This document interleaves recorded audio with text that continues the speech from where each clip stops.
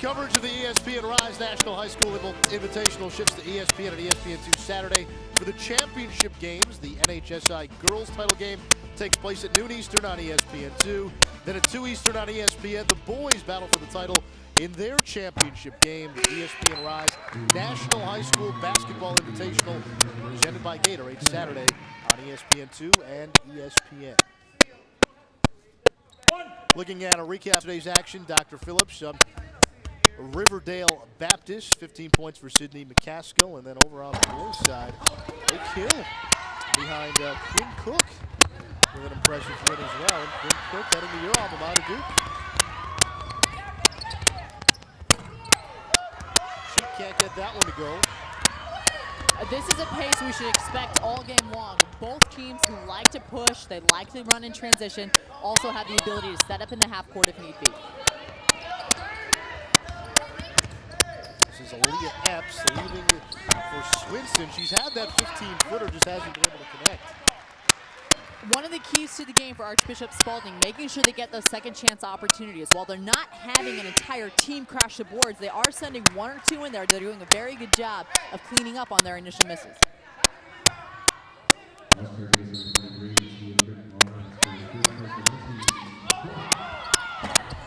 Camille Calhoun, no good, will stay here. Last touch, Dr. Phillips.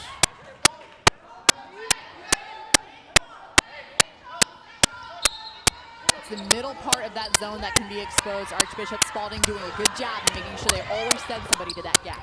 Nice pass by Calhoun. And Archbishop Spalding unable to finish. They keep it alive.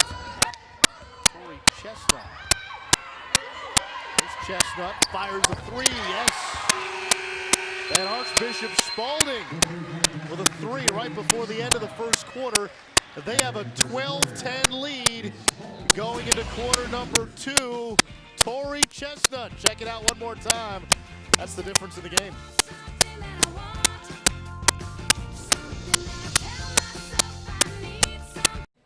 Archbishop Spalding up 2, and one of the keys we said to begin this game was for Dr. Phillips to go to their strengths. That's attacking the paint. As we look at that wide open gap, Taryn Griffey, one of her strengths is getting a piece of the paint, and I want to pause it right here.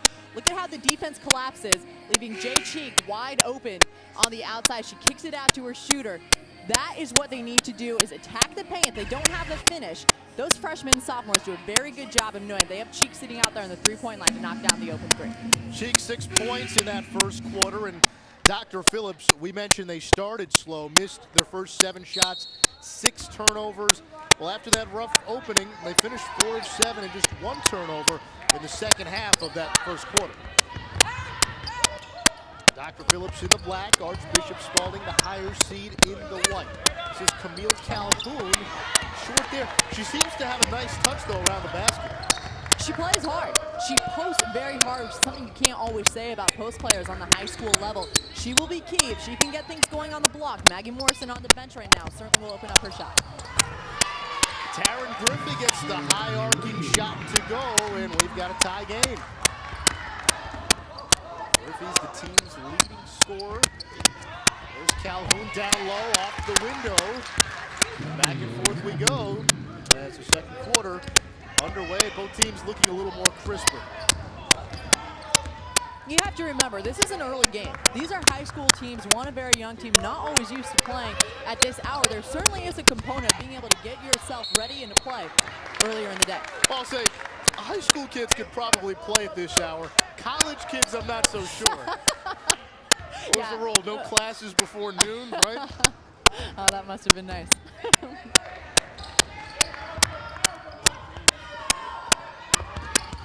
Calhoun double teamed that time and throws it into the backcourt. Backcourt violation. I love that hustle by McCaskill, knowing that it would have been an over and back call regardless, but still hustling after that ball, trying to see if she can get a transition layup.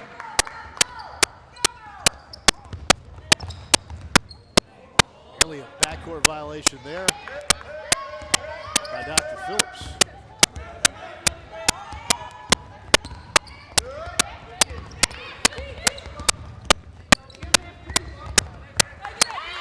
Caskill throws it in the paint. That's Matea Britvar. with the jumper from the baseline.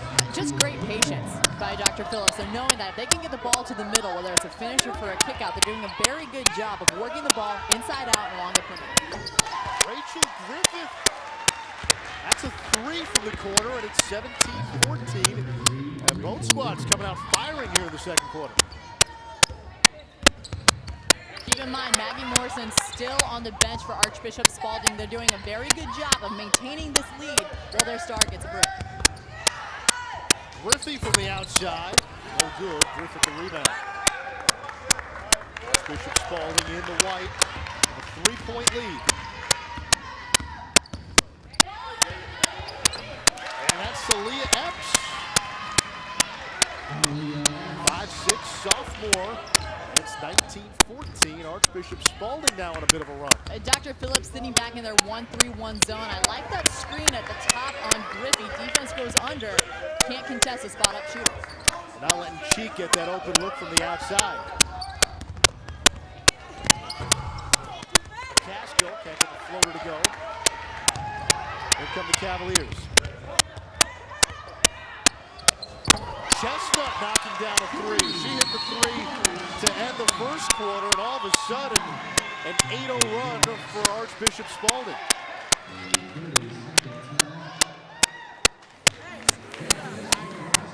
I like the patience in transition, opting for the better shot and defense simply not matching up, and that's something that you're going to give up. If you're in zone defense in the half court, sprinting back and matching up in transition isn't the easiest thing to do. If you're Coach Jones right now, I would expect him to pick up the pressure on the defensive end. This is a team that has the ability to trap and play a very frenetic style of half court defense. Don't forget, tonight on ESPNU, we've got a softball doubleheader at 8 Eastern. It's Auburn taking on 10th-ranked Tennessee, followed at 10 Eastern as 25th-ranked Hawaii faces Fresno State. College softball built by the Home Depot tonight on ESPNU.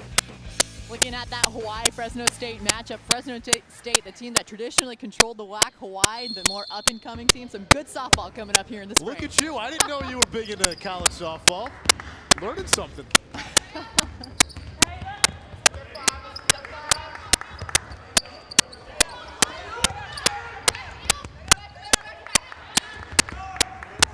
Shot clock at 14. We were talking earlier how the girls' game doesn't have a shot clock normally at the high school level. For the coaches, what's the adjustment they have to make knowing that now you have 30 seconds to shoot? Generally, when you talk to these high school coaches, they say we're a team that likes to score quickly and in transition, but Coach Jones emphasizing that his team isn't only a transition team, it's simply court awareness. Being able to have that point guard and extension of the court of the coach on the court who recognizes that shot clock is counting down. Jump ball called, possession arrow, Dr. Phillips. Is it also being able to recognize when there's maybe 5 on the shot clock, you're not maybe used to looking up there and looking for a shot clock. Oh no, we got 5 seconds. We have to kind of press the issue and get a shot off. Right. Anna Shibley. That's not a backcourt violation. The ball was tipped by the other team. Sydney McCaskill the three. And Dr. Phillips sends that Spalding run. It's now 22-17, 5 for McCaskill. Penetration and kick has been the theme so far for Dr. Phillips. Swinson from 15, no good. And the rebound for Taryn Griffey. And again, pressure in the backcourt, and that's on Camille Calhoun, called for the foul. Archbishop Spalding still in the lead, but every time they make a big jump, it's McCaskill who answers, knocking down the three from outside.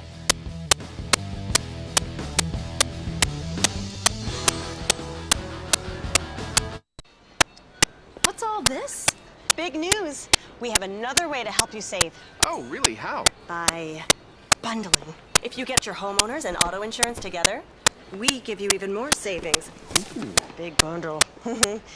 Home and auto together. It's like peanut butter and jelly. Oh, or like burgers and fries. Or pickles and ice cream. Unicorns and glitter. No? Bundling to save you more. Now that's Progressive. Call or click today. You know, since we started talking about ScoreIt.com, over 13,000 bidders have won over $5 million in discounts. Plus, Goldick, why are you on your laptop? Hold on. I'm loaded with bids, and I'm going to win this Apple iPad on ScoreIt. You're unbelievable. At ScoreIt, you pay a small fee every time a bid is placed. No more bids. Auction closes even if the price is a penny. Winners are saving up to 99% off retail. We want you to go to ScoreIt.com and enter ESPN, and we'll give you $10 of free bids. Greeny, did you just... Yes, I did. I won it, baby. Are you being audited? Do you have several years of unfiled tax returns? Is the IRS sending you threatening letters or coming to your home or place of business? Hello, I'm Patrick Cox, founder of TaxMasters. At TaxMasters, we help solve your tax problems. Listen, don't take on the IRS by yourself. Our former IRS agents and tax professionals have helped many good people just like you. Don't wait any longer. Call right now to get started today. TaxMasters, we solve your tax problems. Call 1-888-599-3859. I'm Logan Lindo. Coming up on the Sports Center U halftime report, we'll have a preview of the NHSI semifinals for the boys. Also hear from Shaka Smart and Brad Stevens, two of the best stories in the NCAA Tournament Final Four. And Jacob Tucker, a household name after the D3 star shocks the best on the D1 level. Manish, back to you. All right, thank you, Lowell. We look forward to halftime on ESPNU. Archbishop Spalding leading Dr. Phillips 22-17.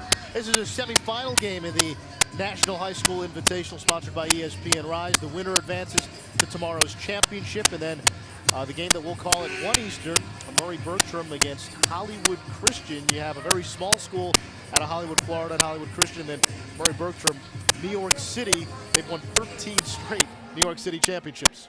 Taking a look at that bracket, those are teams that are up and coming against Murray Bertram. Very traditional. And in the game that you're watching, we have two certainly promising stars of tomorrow.